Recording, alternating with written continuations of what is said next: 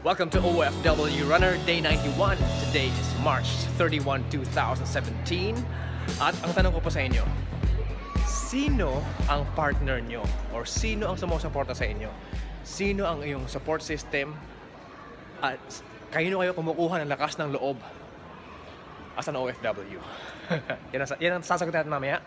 At sa mga first time na manonood, this is my New Day's resolution wherein instead of thinking of a task to complete within the year, I am committing to complete a task or tasks to be completed every single day of the year.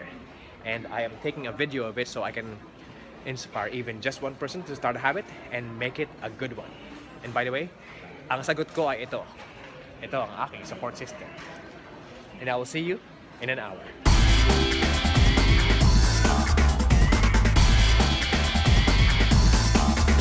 You have to have a support system. So, sa mga kaibigan kong OFW,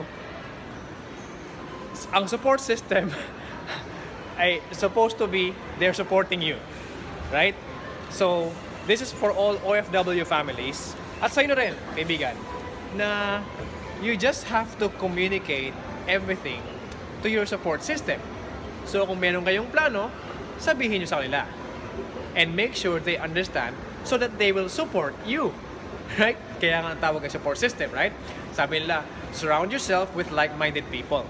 Pero yung mga taong malalapit sa inyo, usually, sila yung hindi sumusupport sa inyo. Or minsan sila pa yung kumukontra sa inyo. So, in order for you to have a support system, it has to be communicated well. And make sure they understand it. Nang sa ganon, pareho kayo ng page or you're traveling or you're moving on the same page at hindi kayo nagkakalituhan. For example, let me give you a firm example. Gusto ko na magkaroon ng bahay in 5 years. Right? Ibig sabihin, for the next 5 years, kailangan ko mag-ipon ng ganitong amount. For example, 20,000 per month. Right? Kung ang sweldo mo ay hindi umabot 20,000 per month, ibig sabihin, hindi nagbabago ang lifestyle ng pamilya mo. Right? Ibig sabihin, hindi nagbago, kailangan mo pa magtipid. Right? So, kasama sila sa pagtitipid. Hindi yung ikaw nagtitipid, pero yung pamilya mo sa Pilipinas, hindi nagtitipid.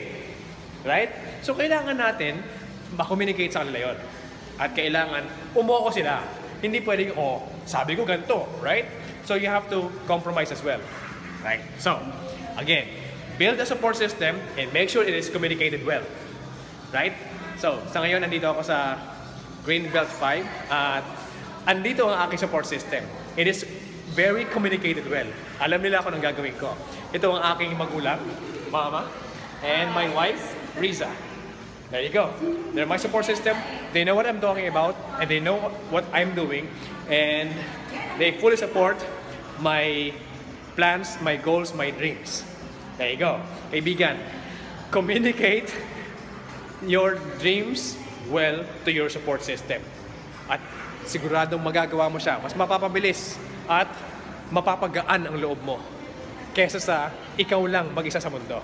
Alam kong kaya mo ito, kaibigan. Sapagkat kung kaya ko maglakad, tumakbo or mag-jog 365 days ngayong taon, alam kong kaya mo rin.